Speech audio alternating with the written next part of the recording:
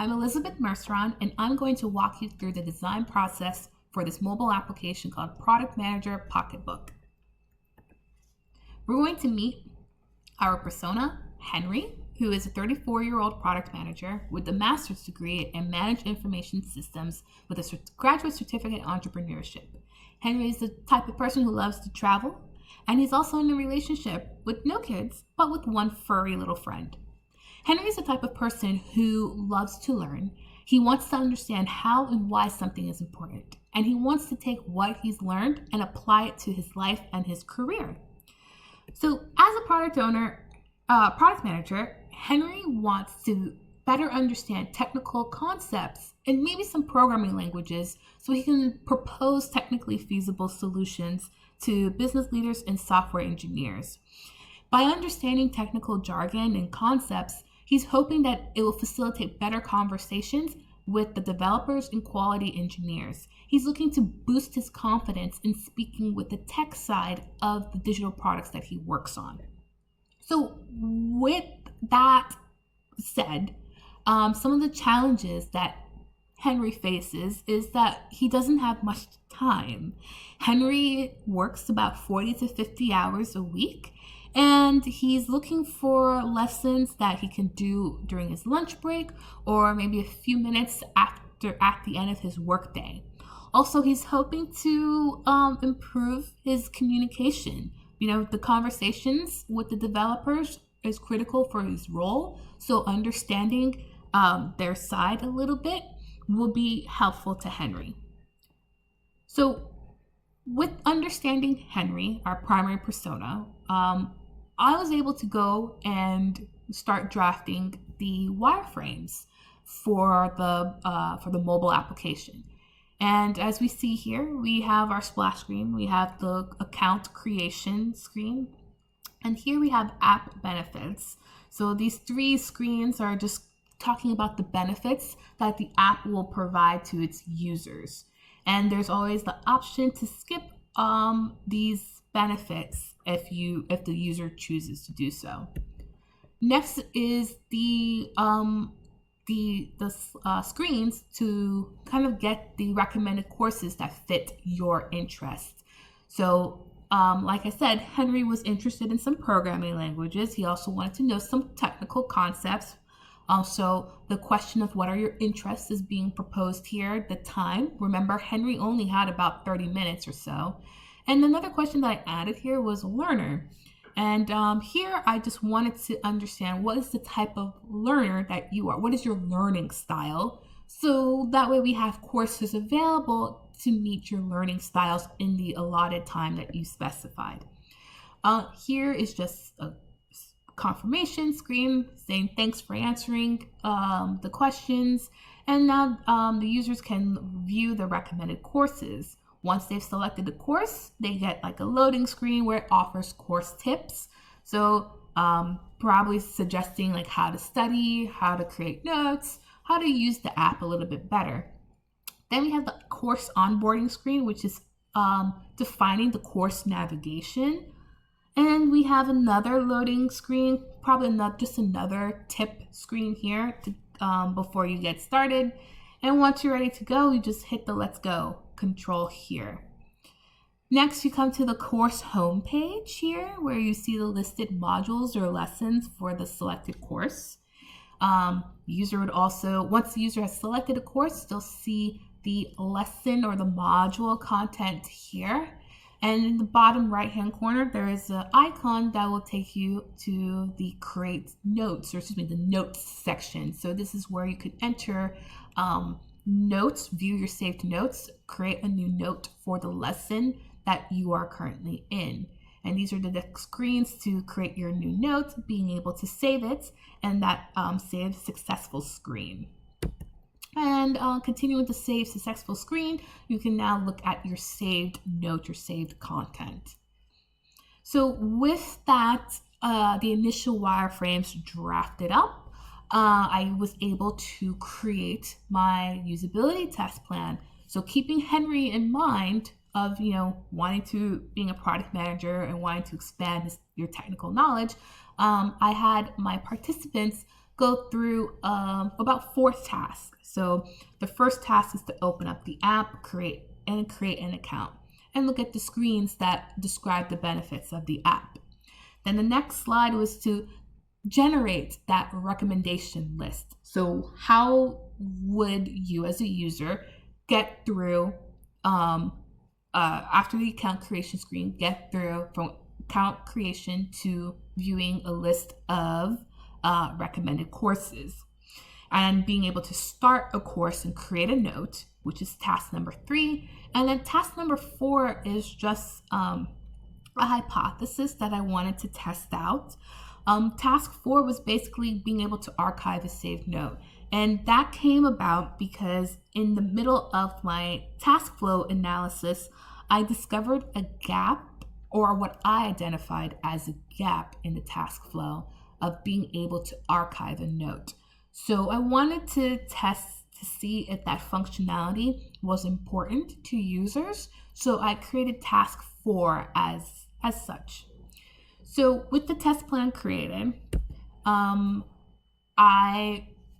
with the wireframe created, I discovered 2 catastrophic events. The first is that the flow from providing information about yourself, so need to learn more about you, to getting to the recommended courses, that flow was confusing for the participants. And there was some mixed feedback on the questions.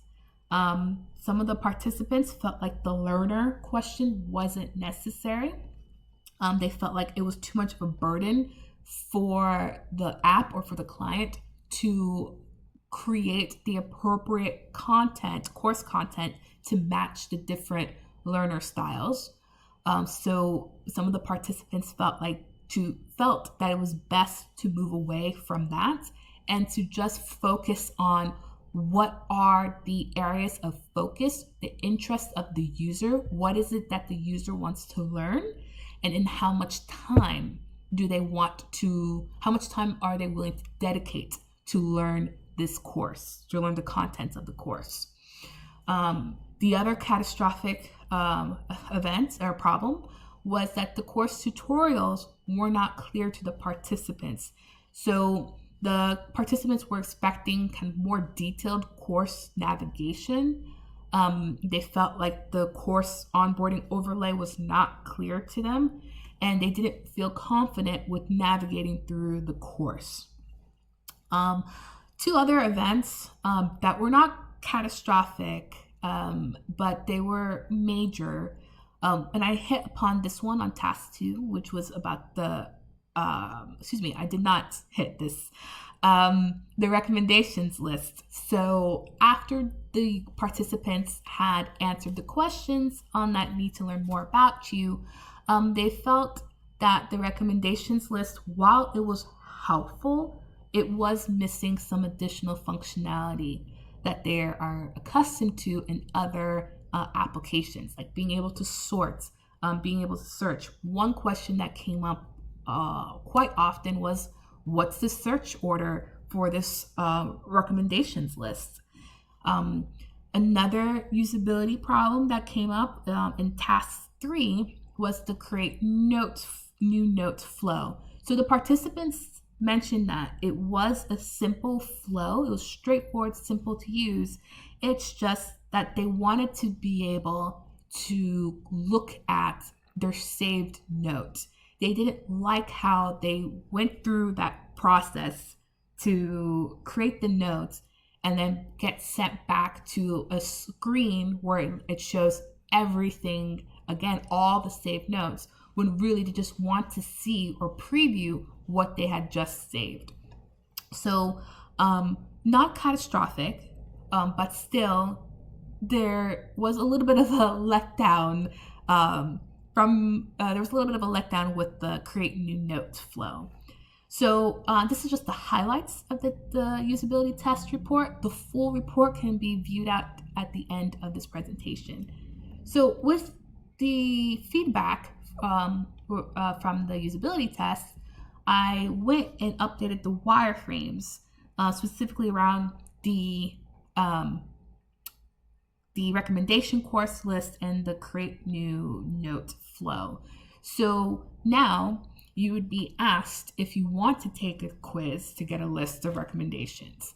And here, if you say no, we would just display a list showing you all the courses with the ability to sort and filter. I realize that the search is missing, but in the next iteration of the design, that would be included. If you say yes that you want to take a quiz, you would come here where you would provide some information. So you would select your interest and you would indicate the length of time. So length of time, how much time are you willing to dedicate to a course, or how much time do you have to learn some new vocabulary, right? So after you've provided some information, then the app is able to present the most relevant recommendations based off the information you provided. So this list will be sorted by most relevant or most appropriate based off of your selections. So both screens do have the sort and filter, and like I said, the search is missing in both of these screens. The other area that was updated was the course tutorial, the course onboarding overlay. So I added some more navigation here because there was questions around how do you come back to like the course homepage or the course landing page. So I made sure to include that here. There was a little bit of confusion as to the original icon for the notes. So I made sure to include it here in the overlay. I think this still needs some work, but this is an improvement from what was initially shown. So the course homepage or the course landing page, another piece of feedback in the usability test was that it wasn't clear that it was modules or chapters or lessons that were shown here.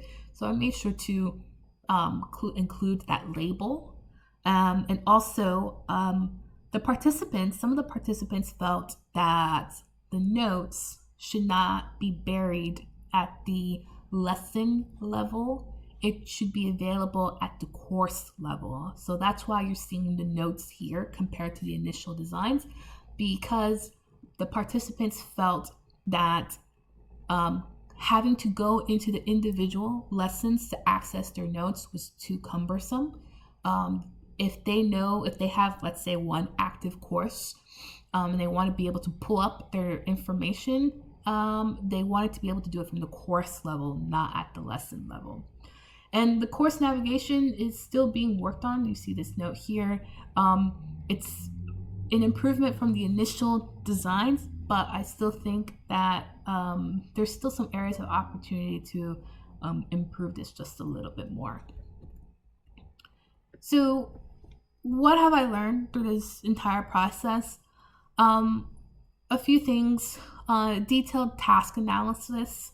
So like I said, in my task flow creation, I saw a gap with the archive notes. But when I took the initial wireframe out for testing, there was some areas that I didn't think through. And I think if I had caught it in the task flow, early on in the task flow creation, I probably would have designed for them.